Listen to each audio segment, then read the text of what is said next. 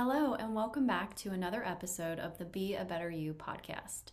I am your host, Allison K. Dagney. I am a subconscious reprogramming coach, and I am here to talk about the healing power of community and why you don't have to do it alone. So, if you were listening last week, I interviewed a former client of mine. Her name was Sheryn Senn, and this episode really inspired today's discussion. And the reason I wanted to come on here today talk to you about this is because I really felt like it's important to explore the value of community in healing from emotional and narcissistic abuse and address common limiting beliefs about recovery from emotional abuse. So today, let's start out by debunking a couple of myths about therapy and healing. And then let's get into shifting some of these beliefs for you to help you and work through this together. So I really want to encourage you to go back and listen to that episode with Sheryn if you haven't already, because I think it's going to be a good priming for this episode so that we can really talk about having support and having community and having people to help validate us, to help support us and thrive. Because I'm not someone who believes healing can be done alone. I'm sure there are people out there who do healing journeys completely alone, but really and truly, nothing is actually done fully alone. And here's what I mean by that. If you are not involved in any sort of community support, if you do not have a therapist, if you are just like, I'm going to do this by myself, you can do it, but chances are you are tapping into resources like books, tapping into videos, posts online, journaling, things like that at the direction of people who've gone before you. And that means you're actually not doing it alone. So the more we can involve other people, the easier it is going to be for us to heal. I really think this is important because I had a lot of support on my healing journey, and my clients have as well. And again, this is why I created the Radiate and Rise community for survivors and victims of narcissistic and emotional abuse. So let's talk about the therapy myth first and foremost. So most people who are healing from emotional abuse, right, as soon as they come out of it, believe that they're only going to be able to heal if they go to years of therapy. And there are lots of people out there, you'll see them on social media, who will say, oh, if you've been abused for X number of years, it's going to take you X number of years to heal. But these things aren't true. And I'm really wanting to encourage you to question everything. Really start to question the things that you read, the things that you hear, the things that you see, even if it's coming from a professional, right? You need to be questioning it. Question the things I'm saying on this podcast episode even, right? I'm no exception to this. But believing things like that if I had this much trauma, it's going to take this much time to heal. Believing things like that is often what keeps people stuck and unable to really find the peace that they're looking for. So what happens is this ends up being a barrier or a blockage to your healing, because if you're carrying around beliefs like it's going to take me this long, or I'm never going to heal, or I'm so broken that nothing will fix me, if you believe things like that in your subconscious or even consciously, that means you have a roadblock to be able to achieve it. If you didn't have those kinds of beliefs in the way, chances are you wouldn't feel the emotions that you're feeling, and then you would be able to take the action in towards the direction that you want to be. So here are some examples that I have heard. This is going to take me years to overcome. No one understands how hard this is. I'll be in therapy for the rest of my life. These are just a few, right? When I talk to people in my coaching programs and they're telling me their experiences, and I'm jotting down notes and I'm taking inventory of all the things that they believe on a subconscious level that they're not even aware of, it's usually pages. It's not just 3, right? So these are just some of the ones that I'm highlighting here. But there are big consequences to believing things like this, because what you believe becomes your reality. So if you believe things like this, you will inevitably keep getting the same results that you've always gotten and will still continue to feel stuck and unable to move forward. Now, if you want to shift your beliefs and release the emotions that are connected to them, right? There are some things that you have to do. One is, first and foremost, you have to be aware of it, right? But here's a question I want to pose to you. What if you could shift these beliefs and release these emotions that are holding you back? What would be possible for your life then? And I really want you to think about that. If you have these kinds of beliefs and you hear yourself saying things like this, or you believe these things when other people post about it in a Facebook group or put it in a Instagram post, what if you're like, yes, and you're nodding your head, it is going to take me that long, and I know it's too hard, and things are just way too difficult, and I'm never going to heal from this, I'm always going to be broken, right? What if you could shift these beliefs and release the feelings associated with them? What do you think would be possible for your life? And I'd really like you to think about that, because there is a woman, her name is Byron Katie, and she does something called The Work. And if you've not read about the work that she does, I would encourage you to do that. She has books. One of my favorite books that she wrote is called Loving What Is. It's a fantastic book. But one of the questions that she asks in her program is, who would you be without that story? And I love this question so much, because if you believe it's going to take me forever to heal, I want to ask you, who would you be without that story? And this is a very, very powerful question. Now, let me share a story, a quick story about one of my clients. Her name is Sarah. Well, I'm going to call her Sarah just for confidentiality's sake. When Sarah had first come to me, she really deeply believed that her healing journey was going to be long. It was going to take forever. She was going to be with me forever in my coaching program, time after time after time. Even though at the time, I only had a 12-week program, she felt like, well, that wasn't going to be long enough. She was going to have to be with me forever.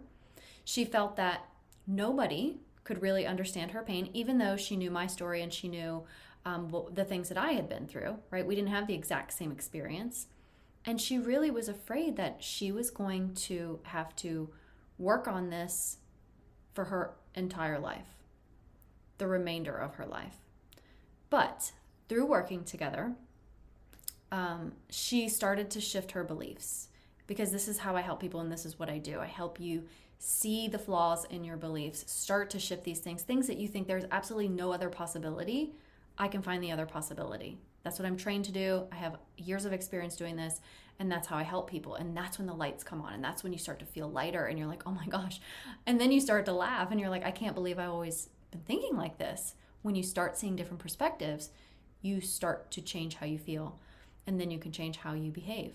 But she started to see that healing could happen faster than she ever thought possible, right? She started to learn how to release her negative emotions that were being created by the belief systems that she'd been programmed with and the things that she'd been carrying for her whole entire life and never questioned.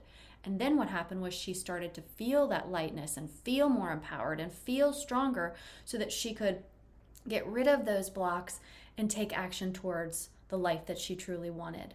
And the healing didn't have to take her entire life or the remainder of her life. And in some cases, for a lot of my clients, they did a 12-week program and they were like, I'm good, I'm done, I don't need to keep coming back. And really, that's my goal, because I'm not doing my job if you have to keep at it for years and years and years. Similarly to how I spent 4.5 years with my therapist, right? Once I found this tool, once I understood how to do it, put it into practice, and started changing my life, I didn't need to keep going back to therapy, because therapy wasn't serving me in that way. Because I actually had tangible tools that I could put into place to change the neural pathways in my brain.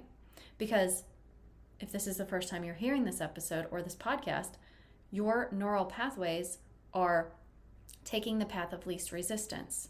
So what that means is, if you are believing that you cannot heal and that you're too broken, and you keep repeating that over and over again, your brain creates a neural pathway that's basically like a train track that's repeating that over and over and over and over until you look at other possibilities and start shifting that thinking. You're always going to be believing that, because your brain has created this groove that basically says, no, this is what I believe and this is the only way. It makes things easier for you so that you don't have to exert any extra effort. So it puts it on autopilot for you. So your automatic is, I'll never heal. I'm too broken. I can't do it. It's going to take forever, right? So let me give you some specific examples from Sarah that she had. Some of hers were, I will always be broken. So this is one.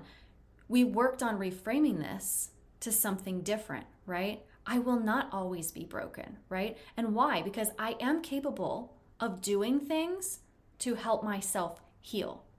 And we had to look at times in her life that she overcame adversity and examples and situations of when she did grow and when she did become stronger, right? And so this is how you start to change the perspective of I will always be broken. You look at things that actually disagree with that, right? If I am trying to convince a friend of mine who's saying, I'm always going to be broken, I'm always going to be broken. If I say to my friend, no, you're not, that's not going to do anything. But if I say to my friend, remember back in high school when you thought your life was over when that guy broke up with you and cheated on you and treated you so horribly? And then that following year, you blossomed and you became the best version of yourself that you were or that you could be. And you went off to college and you just made such an amazing life for yourself, right? When we can start to show our brains, wait a second, why am I believing this, right? Because I'm stuck in this like deep, dark tunnel and I don't know how to get out of it. But this is how you get out. Now, without my support, it was a lot harder for her to see these things because, as I said before, your neural pathways are on this path of least resistance. It wants to take that track over and over again. And that's really hard for people to shift this. I mean, even for myself, I'll tell you, when I do this work for myself, I have to act as coach and client, right? So I put my coach hat on and I put my client hat on. And if I have a belief that's limiting me, sometimes it gets really hard to shift it by myself. So I have actually reached out to other clients who have gone on to become coaches in my program, the people who I've worked with and coached, and then they decided to become coaches.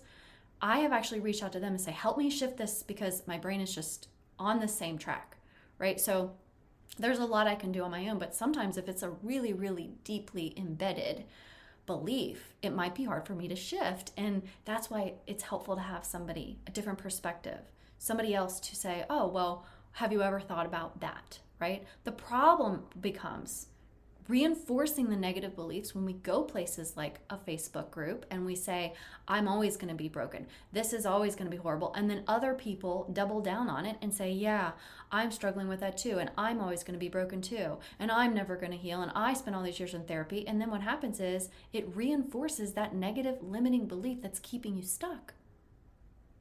Do you want to be stuck? No.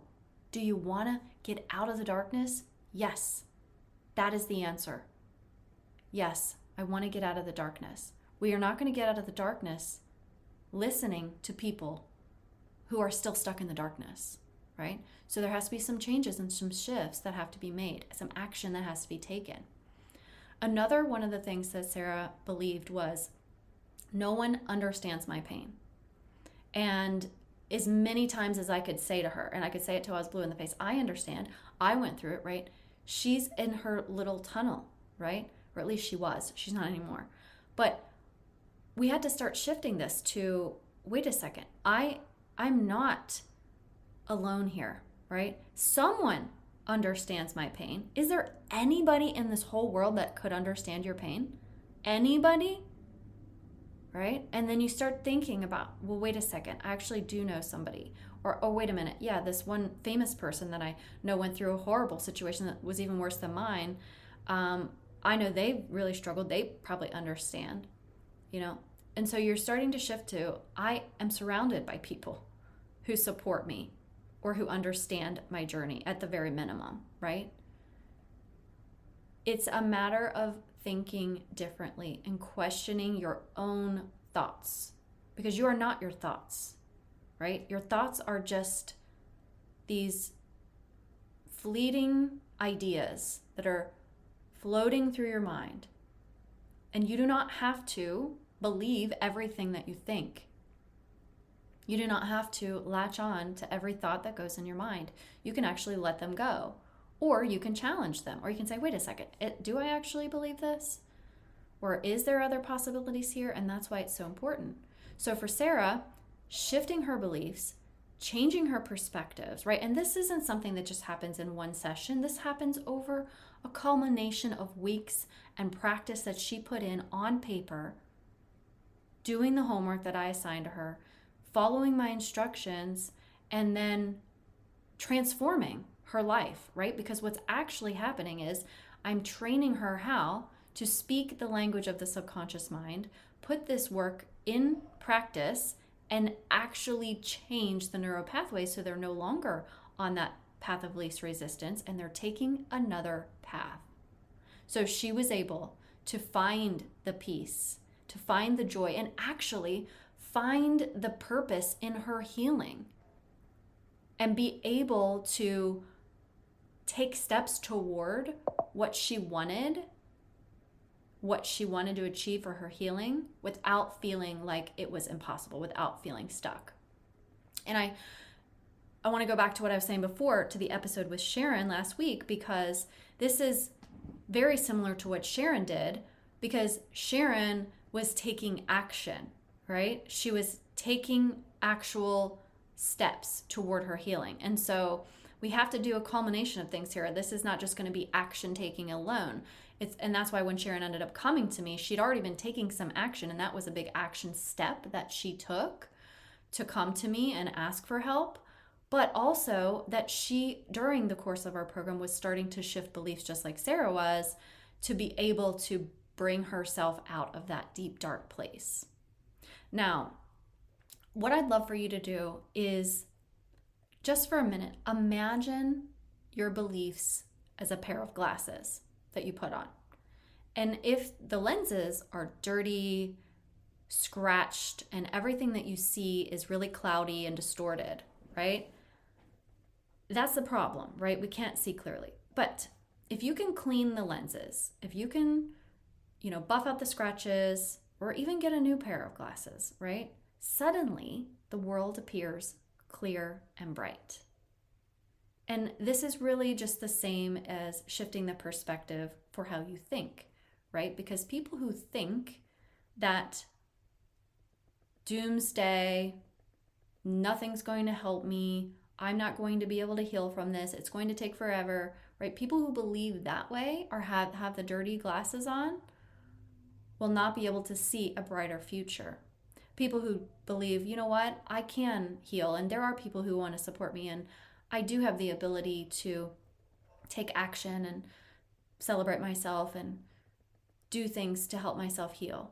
And it doesn't have to take forever, right? Those people have a different perspective, which is going to change how they feel about the healing journey and how they behave, the action steps that they take or don't, right? So what if the belief that healing takes years and years and years, and you're going to be in there forever, and you're broken and all of that. What if these kinds of beliefs are just the dirty lenses that you can clean or that you can replace? What would that do for your life if you could shift your belief system in that way? How might you benefit? Okay? Just something to think about. Now, I want you to think about some common thoughts, right? That people think if they are trying to heal, feeling stuck. These things come up a lot, and this is important, so I want you to pay attention to what I'm about to say. If I let go of my anger, it means that what happened to me is okay. Or if I stop feeling this pain, I'll forget all of the things that I went through. And the reason I want to bring this up is because this is a source of resistance to healing. So if you find yourself having been stuck for a really long time, believing things like I'm never going to heal, I'd really encourage you to get real with yourself. What does it mean if you let go? What does it mean if you do heal? What does it mean if you have that brighter future? Your brain is just trying to protect you. So if you have worries and fears, that are happening in your subconscious mind, then what's going to happen is you won't want to actually truly get out of the tunnel, to get out of the darkness, no matter how much consciously you say that you do. Yes, I want to be healthy. Yes, I want to be healed. Yes, I don't want this to take forever. I'm telling you, that is your 5% of your conscious mind speaking, because the power is in the subconscious mind, in the 95% that's beneath the surface. So if there is a driver beneath the surface saying, ooh, yikes, I can't really let go of this because if I do, that means what happened didn't matter. Or if I'm healed, that means people are going to think that it wasn't so bad, right? So there are layers that come with this. So when I'm working with someone, we're not only uncovering the beliefs, we're uncovering the resistance, right? Because sometimes that happens. That's how your brain is wired, and that's how we often operate, because your brain's job is really to keep you feeling safe, right? So if it feels scary or feels uncomfortable because you think it's going to mean something worse if you heal on a subconscious level, then of course you can see why you would resist it. Now, I truly understand that for many women who are trying to heal after emotional or narcissistic abuse, that letting go of, let's say, anger, for instance, often feels like maybe they're betraying themselves or their past or diminishing their experiences, right? I totally get that. But that's really where the source of resistance is, and it lives. And when we start to clear away the beliefs that are limiting us and keeping us from there, often we can get these kinds of emotions bubble up to the surface that can create resistance to actually healing and moving forward. So these are all really important pieces that you have to look at and take inventory of, because if you ignore them, they're just going to keep coming up at some point later. Now, try thinking of your emotions as like a heavy bag of rocks that you're carrying, right? Letting go of the rocks, if you set that bag of rocks down, it doesn't mean that you're going to forget what happened or forget the journey, right? If you're carrying it, it just means you can walk lighter and you can walk farther and faster. Okay? So I want to tie this back to the role of community in healing, right? Because healing doesn't have to be a solitary journey. It can be, but it doesn't have to be. And for most of us, we don't really want it to be. And being a part of a community of supportive people who understand, who can relate, who know what you've been through, really can help accelerate your healing and give you a sense of belonging and understanding. This is so key, because if you are with a bunch of people who are looking at you like you have three heads, they don't understand what you've been through, how in the world you could have stayed so long, why you didn't just leave, right? You're going to feel a lot of shame and guilt. But when you've got people going, I get it, I understand, I know exactly why you didn't leave, I know exactly why you stayed so long, I know exactly what you're going through when you're worrying about your children and tearing the family apart. That is where healing happens, because these people get it, right? And then they can offer you, this is how I did it. This is what helped me. Take it, leave it, whatever you want. But at least it's not somebody looking at you like you've got three heads and shaming you or making you feel like you've done something wrong when you haven't. So in my community, Radiate and Rise, you will find this kind of support system of people who understand and uplift you. And I'm in there too. Obviously, I'm going to be doing it as well. And I respond to every single message that people, or every single post that people put in there. And you're going to have access to resources and tools that are going to help you shift your beliefs and release negative emotions. We do activities and challenges in here to keep you accountable. So every week, I'm going to give something new. We're going to have series of different topics to work on. So like, for instance, maybe next week we'll talk about rumination, or maybe we're going to go through releasing guilt or self-love. We've done that one. So the purpose of this community is to have a safe place for you to gather for people who understand you and get it, but also so you can increase and speed up your healing. Because just reading books and watching YouTube videos isn't going to be it. There has to be some actual action, and that's why I have these things in here so you can take away. You don't have to do everything that's in there. You get to pick and choose. If you're not struggling with guilt, then you're obviously going to skip through that. You can work on something else. But it's to help you so that you say, you know what? I actually am struggling with this. I am going to try this out. I am going to put this homework into place and come back and write a post about it and share my experience with everybody else. And this is where you start to help you heal. And connecting with other people who share these experiences, who can offer empathy and encouragement, is really invaluable. And again, it is an incognito space. As soon as you sign up, you can go and change your name to whatever you want. You can use a different avatar if you want, or just leave it blank. And I have monthly coaching calls in there too. So in an hour, you can come in and get coached by me, or watch other people get coached, and maybe you can get some healing from that as well. And then you can turn your cameras off so you don't have to, you don't even have to show up if you don't want to, like on video. Now, another thing I wanted to mention here is that sometimes people think like, well, I'm too scared to join a community, or like, what if I don't fit in, or what if people really don't understand? And I want to tell you, this is normal. It's very normal to feel this way, but you have to remember, every member of our community started where you are and may still be in the same boat as you. Some are going to be further along in their healing journeys. I have some of my old clients who've already been through the program who are in this community as well. So, one person who I know was a little bit hesitant to join because she was afraid of being judged. But when she got in there, she messaged me and was really, really happy that she did, because she found it to be so welcoming and supportive and really made her feel at home. So my question for you is, do you want to feel supported in your healing journey? And are you ready to start shifting your beliefs and embracing a better future, a brighter future?